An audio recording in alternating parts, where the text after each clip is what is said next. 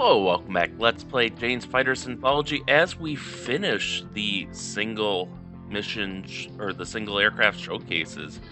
Today will be a relatively peaceful flight, actually, um, because we are going to be looking at the FSW or the X-29 FSW, which was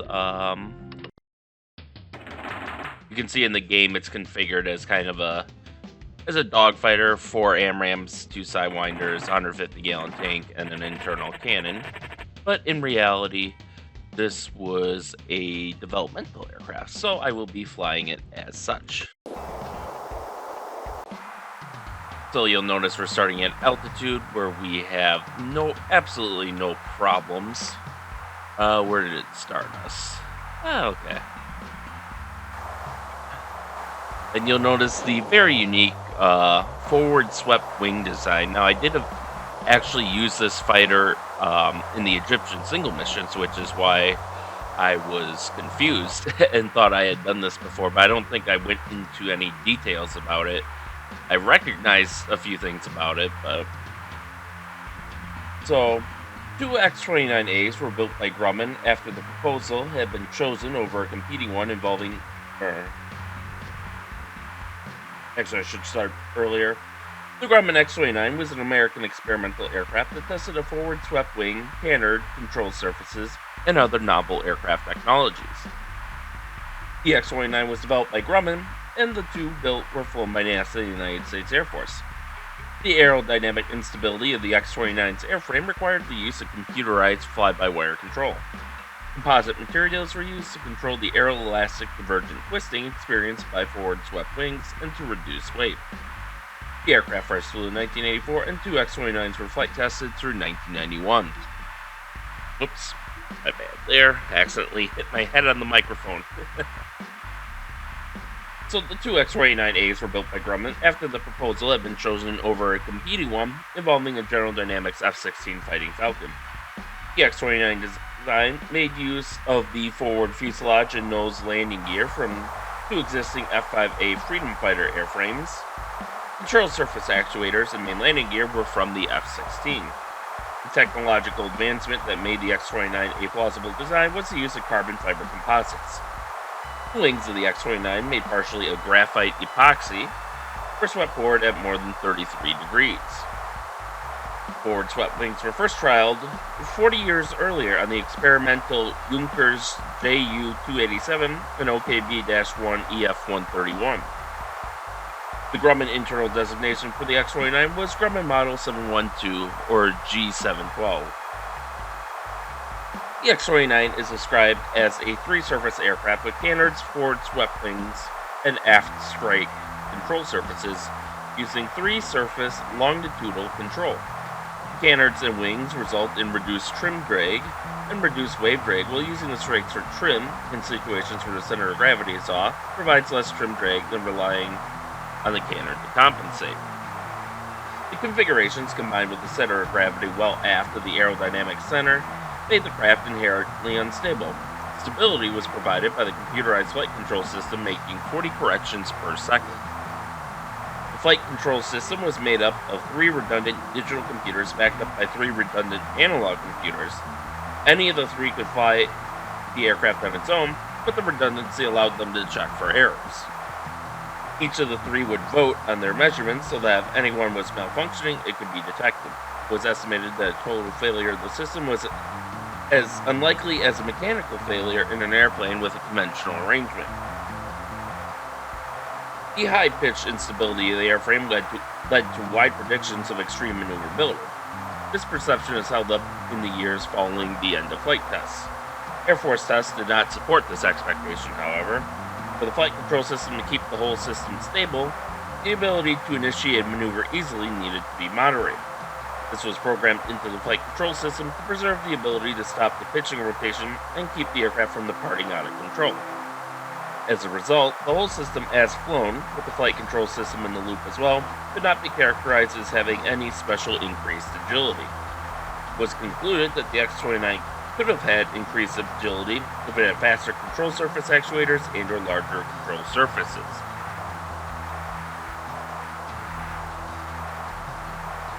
In a forward swept wing configuration, the aerodynamic lift produces a twisting force which rotates the wing leading edge upward. This results in a higher angle of attack, which increases lift, twisting the wing further. This aeroelastic divergence can quickly lead to structural failure. The conventional metallic construction, a torsionally very stiff wing, would be required to resist twisting. Stiffening the wing adds weight, which may make the design unfeasible. The X-29 design made use of the anisotropic elastic coupling between bending and twisting of the carbon fiber composite material to address this aeroelastic effect. Rather than using a very stiff wing, which would carry a weight penalty even with the relatively lightweight composite, the X-29 used a laminate, which produced coupling between bending and torsion. As lift increases, bending loads force the wingtips to bend upward. Torsion loads attempt to twist the wing at higher angles of attack. Coupling resists the loads, twisting the leading edge downward, producing wing angle of attack and lift. With lift reduced, the loads are reduced and divergence is avoided. The first X-29 took its maiden flight on the 14th of December 1984 from Edwards Air Force Base, piloted by Grumman's chief test pilot Chuck Sewell. The X-29 was the third forward swept-wing jet-powered aircraft designed to fly. The other two were the aforementioned Junkers Ju-287 and the HFB 320 Hansa jet. Alright, I'm just gonna course correct here. You can see, at least at high altitudes, we don't seem to have any special maneuverability over any of the other combat aircraft that we've flown. We do almost have super cruise capability. We're at 99% throttle, and we're just a hair below the speed of sound. Maybe another 30 to 50 knots would get us there. The X-29, there we go. On the 13th of December 1985, an X-29 became the first forward swept-wing aircraft to fly at supersonic speed in level flight. And you can see there's some rapid acceleration there. And now we got the characteristic sonic bang.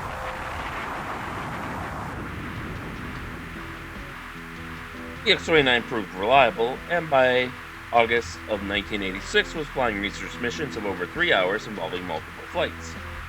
The first X-29 was not equipped with a spin recovery parachute, as flight tests were planned to avoid maneuvers that could result in departure from controlled flight, such as a spin. The second X-29 was given such a parachute and was involved in high angle of attack testing. X-29 number 2 was maneuverable up to an angle of attack of about 25 degrees, with the maximum angle of 67 degrees reached in a momentary pitch upward maneuver. And you can see we're actually still kind of cruising supersonic, so it might have limited super cruise capabilities in that if you go supersonic and then decelerate without taking any drastic maneuvers, it loses speed slow enough that you can kind of cruise supersonically for, a couple dozen miles, a couple hundred miles or something, which is, I think, the level of super cruise that the F-35 has. The two X-29 aircraft flew a total of 242 times from 1984 to 1991. NASA Dryden Flight Research Center reported that the X-29 demonstrated a number of new technologies and techniques, and new uses of existing technologies, including the use of aeroelastic tailoring to control structural divergence, aircraft control and handling during extreme instability, free-surface longitudinal control, a double-hinged trailing edge flaperon at supersonic speeds, effective high angle of attack control, vortex control, and demonstration of military utility. The first X-29, tail number 82-003, is now on display in the Research and Development Gallery at the National Museum of the United States Air Force on Wright-Patterson Air Force Base near Dayton, Ohio. The other aircraft is on display at the Armstrong Flight Research Center on Edwards Air Force Base. Full-scale model was on display from 1989 to 2011 at the National Air and Space Museum's National Mall building in Washington, D.C. The full-scale replica was moved to the Cradle of Aviation Museum in Garden City, New York in 2011. As far as specifications for the aircraft go, it had a crew of 1, a payload of 4,000 pounds, a length of 53 feet and 11 1/4 inches, including the nose probe, or 48 feet and 1 inch, including only the fuselage, a wingspan of 27 feet 2.5 inches, a height of 14 feet 3.5 inches, wing area of 188.84 square feet, aspect ratio 3.9, empty weight of 3,800 pounds, max takeoff weight of 17,800 pounds, a fuel capacity of 3,978 pounds, and 2 fuselage bladder tanks and 2 strake integral tanks. The power plant was one General Electric F404 GE400 afterburning turbofan engine with 16,000 pound force with afterburner, or pounds force or pound foot? Pounds force. Then it would be LBFD, right?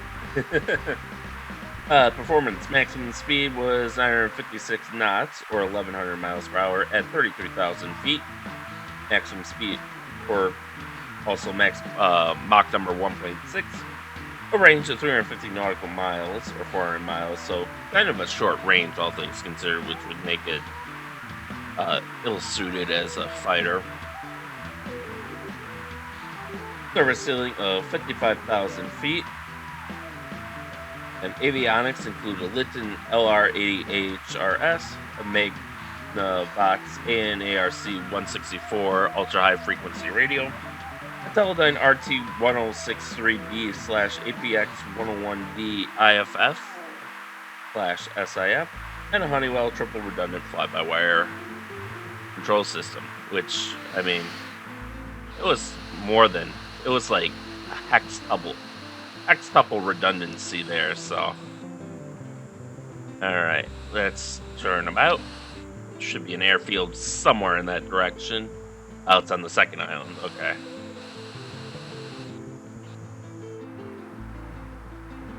So we will make our dive to altitude, land the plane, and probably call it there. But yeah, I can see what, like, even if it did have extra maneuverability, I don't think it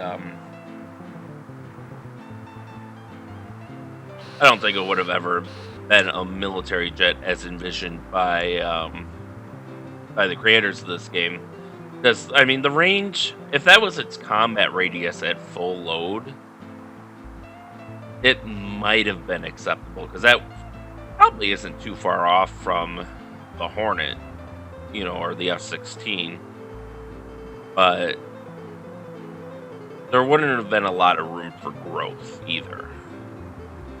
So it would have been, maybe competitive in the late 80s, early 90s, but not much further beyond that. I mean, you look at the F-16, look at an F-16A versus one of the new Viper models they sent to, like, the UAV, or the UAE, and you'll see, like, it's just, like, the same basics are there, but there's so much extra stuff just kind of bolted onto the airframe, and now they got those top-mounted dorsal tanks, and the conformal fuel tanks. Just making every effort they can to extend the range and the payload, and to some extent probably the maneuverability and reduce the radar cross-section. But anyways, I did notice that the General Electric engine, which, if I'm not mistaken, is the same engine used in the F-16 fighter, which shows more of the hybrid design they had of kind of basically crossing the X-29 with the F-16.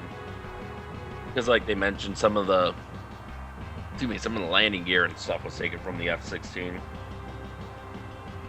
Let's see here. Yeah, the GE404 which is used... Oh, my bad. It looks like it wasn't used on the... It was not used on the F-16, but it was used on the F-18 Legacy Hornet. And it was also planned to be used on the Northrop F-20 Tiger Shark. So from that perspective, it does make sense. So it would have been basically the engine of the Super F-5, essentially. All right. We should be almost to... Okay, there we go. There's the airfield. We'll throttle up a little bit. And you can see we have some pretty darn good maneuverability at low speeds. We're only pulling 6 Gs doing this. I mean, to get the same performance in the Raptor, we'd have to be pulling like 9 Gs. Alright, so this is the way that they're going to have us come in from. Is out from over the ocean. Alright, so we'll go 10 miles out and then turn in.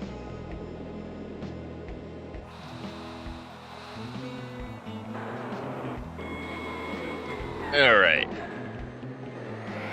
Oh, turned a little too far.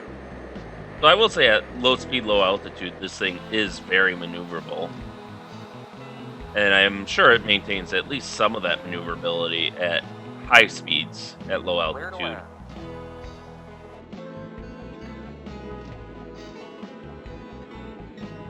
Alright, we have landing clearance and we're just about lined up here.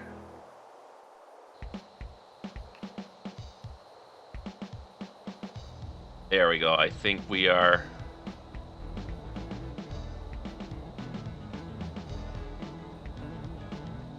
We should be beginning our descent momentarily. Wind at 7 knots, gusting to 1-6. Come on. This thing, they do not... It's got a lot of lift, apparently, because it did not want to, lose altitude.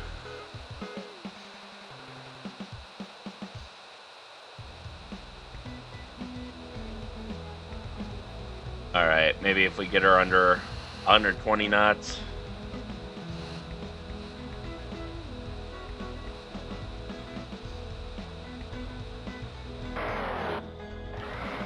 Alright, we gotta take her down further. We can play that game. Oh. Wow, okay, now... Wow, it just... Once it's down, though, it sinks like a rock. Granted, I did have my brake on. I forgot to turn that off, but there we go. We have landed. I guess we'll just turn off here because...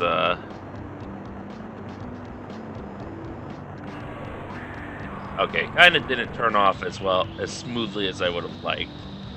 But, that's fine. It's all fine. Alright, well, spin up the throttle a little bit. Won't keep us going forever, but it should keep us going longer and at least counteract some of the braking effect of being on ground. Yeah, that looks like as good a parking spot as any.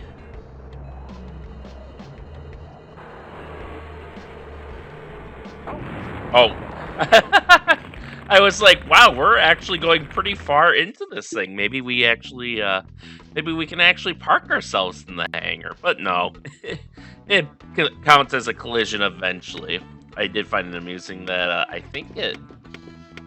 guess I didn't get a great look because it kind of auto exits after you die, but it almost looked like we took the hardened aircraft shelter with us.